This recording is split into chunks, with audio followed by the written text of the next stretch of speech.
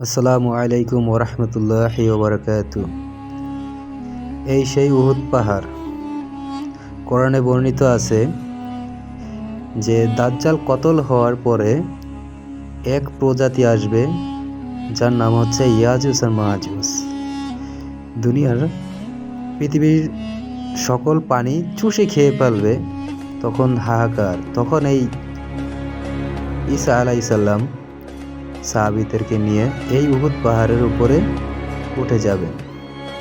তখন আল্লাহর কাছে দোয়া করবেন যে আল্লাহ, এই ইয়াজুজ মাজুজের কাছ থেকে আমাদের বাঁচাও।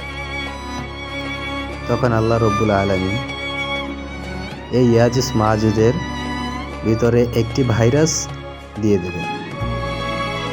এই ভাইরাসে ইয়াজুজ মাজুজ ধ্বংস হয়ে যাবে। সুবহানাল্লাহ। আল্লাহ, আমাদের এই ইয়াজুজ মাজুজের ও দাজ্জালের হাত থেকে তুমি আমাদের সবাইকে রক্ষা করো। সবাই আমিন লিখবেন কমেন্টে প্লিজ। আর দেখুন কত সুন্দর একটা মসজিদ, যে উহুদ পাহাড়ের পাশেই। আর হাজার হাজার মানুষ এই জায়গায় প্রতিদিনই আসে এই উহুদ পাহাড় দেখতে।